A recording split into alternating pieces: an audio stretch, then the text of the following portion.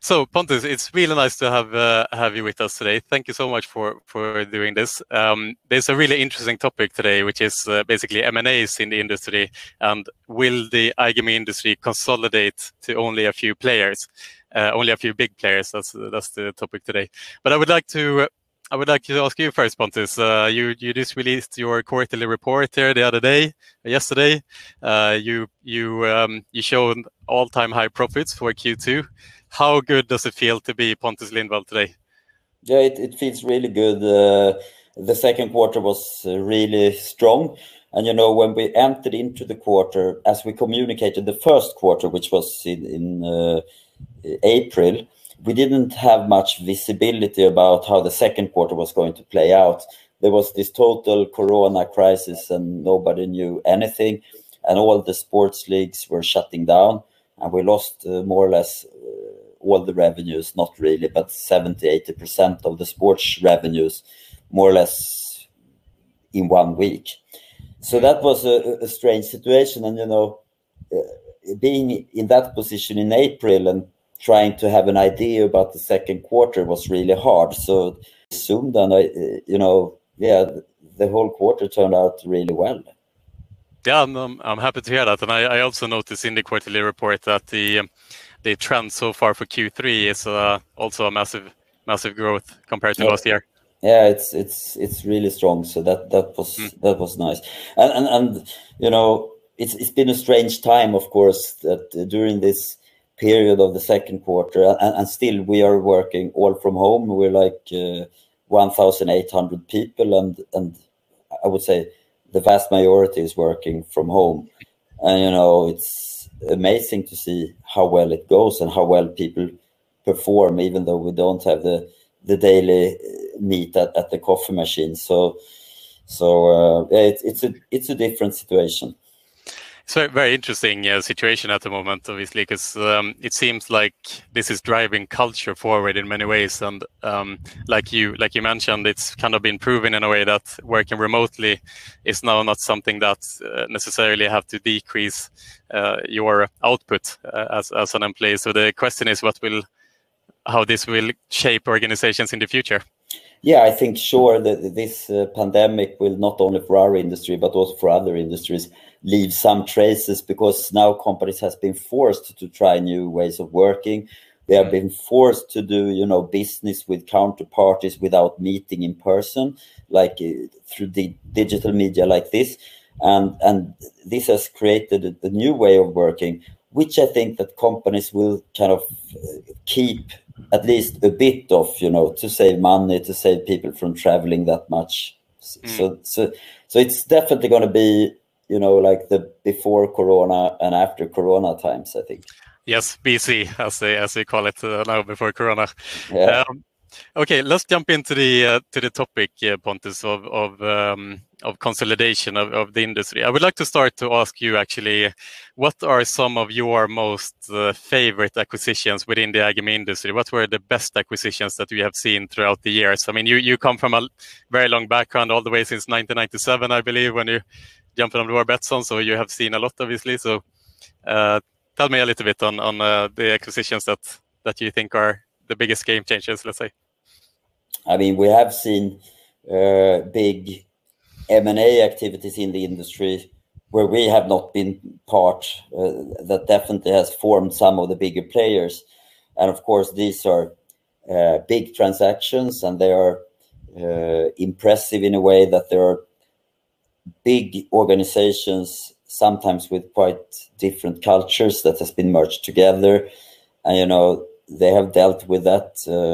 Obviously, I haven't seen it from the inside, so I don't really know how, and I'm impressed by how they have managed to do that. In the case of Betsson, we have done quite a lot of M&A as well. We are quite cautious to buy companies which are not as sizable as we are, so that we can kind of decide, we really strive to keep our culture and, get our culture and our way of working into the companies that we acquire. And obviously, when you do that, some people like it. Some people like it a lot because they come to a bigger organization with the resources and and maybe different way of working that we have.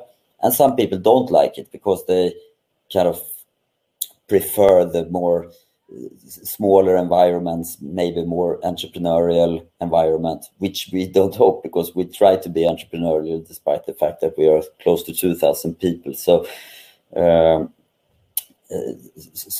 But we like that kind of M&A where we can, make the decisions on how to do it. Would it be fair to say that with that strategy in mind, that the way Betsson grows is a kind of a steady growth path, whereas we've seen other players within the industry who have had, a very, very aggressive strategy when it comes to M&As, like GVC being one of them, for example. But does that also bring a lot more risk, having a strategy like that? I would think so, but at the same time, you have to just, take off your hat and say congratulations, good work, because it seems that they have managed to create this huge entity with different cultures and, merging something which has a lot of land-based heritage with something that has a lot of online heritage and things like that. So they have probably, it's impressive how they have managed to do that.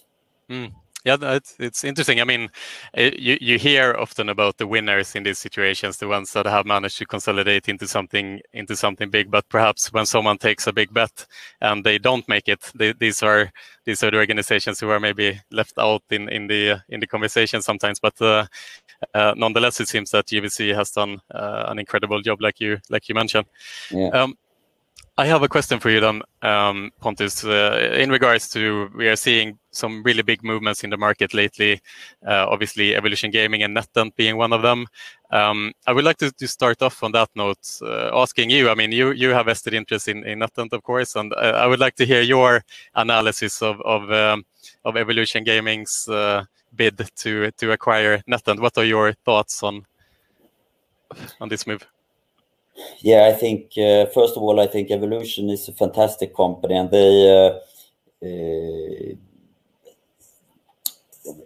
I think they managed to get traction in their business a few years later than NetEnt did. So they were a little bit behind, so to say, because they were working with a technology that was more demanding in terms of bandwidth, etc. So it was kind of natural. And then they have done the whole execution of their business in a terrific way. And they have built a very strong world leader in live gaming. And they are, there's them, and then there's nothing, then there's nothing, and then there are a few smaller ones.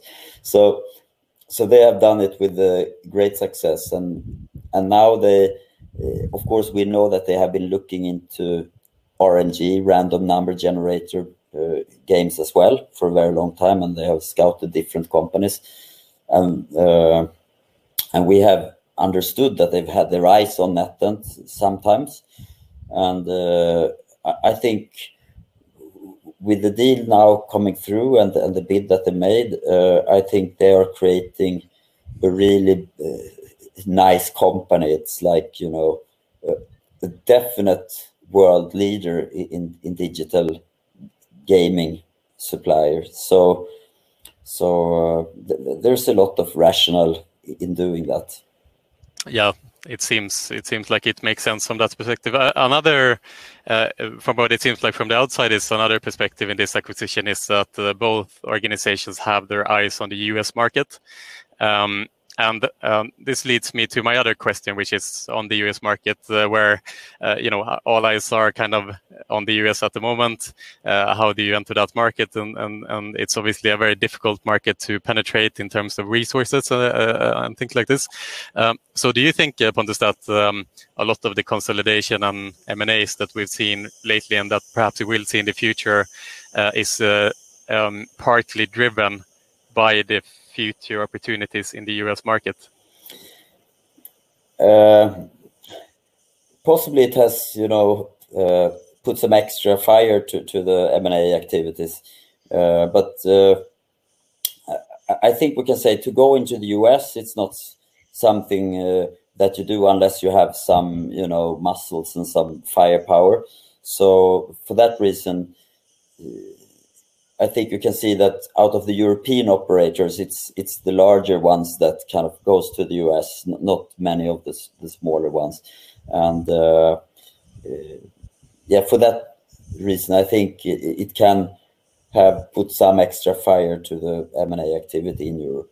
Because when we look at like the major players in the US now, I mean, there is the FanDuels, there is the DraftKings, for example, who are already really household names in the US, and they seem to have a big advantage in that market. And to establish a brand in the US is obviously extremely costly. So is it even possible for kind of medium operators, or do you have to, like, as a medium operator or a large operator, is consolidation the only way to enter the market? It's hard to tell. Betsson, we have now communicated that we will go into Colorado, and we will do that, you know, as a B2C. We will operate our own brand there, and we do that by ourselves, in the sense that then we can control that entry, we can control the cost, and we know what kind of responsibility we take on.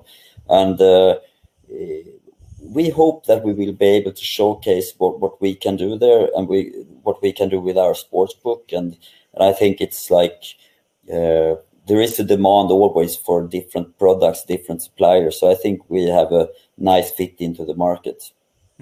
But then again, if you would ask me today, do you think that Betsson will go full throttle into the US in all states with, I think we would kind of start off somewhere, try to get traction, get a little bit proof of concept before we just throw money into that market. Yeah, fair enough. And I mean, another way into the market is perhaps kind of tagging along on another brand. Let's say, you know, FoxBet, for example, or you know, we've seen some of the casinos that are also looking into the online market are using their household names as well. But is that a consideration when you guys look how to establish a brand in the US? Are you using Betsson as a brand, or will you be looking to launch brands that are kind of already has a footing in the US, let's say? No, we will use one of our own brands. Okay.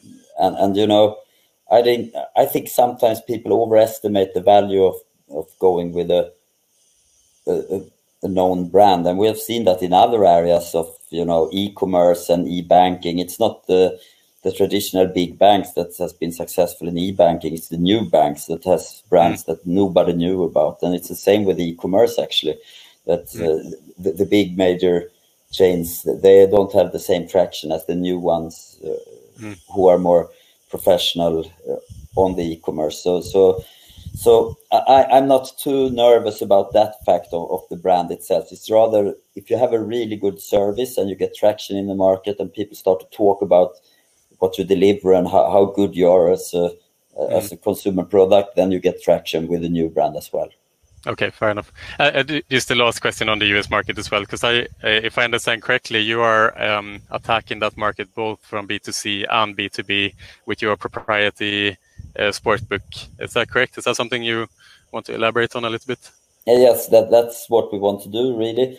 And that's why we go in Colorado, which is a pure sportsbook licensed state, and then we hope that we will be able to fine-tune our products and make it it's a very good product, but make it more adopted to that local market, and hopefully be able to really compete with the others on the market on the product level. And then hopefully we will find partners who want to explore our sportsbook.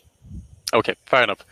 Thank you, Pontus. So let's take a step back again and travel back to Europe from the US. In Europe, in the last couple of years, as we are very well aware of, regulations is becoming a huge, obviously time-consuming and resource-consuming part of the agenda in how to operate a successful operator. And as I understand it, it's becoming obviously more and more complex. It's becoming more and more restrictions, and you have to kind of operate much more long term in these markets to be able to be successful. Is this something that you also feel is driving M&A in general? And my follow-up question to that would also be: do you think that the consolidation in the industry is something positive from that perspective as well?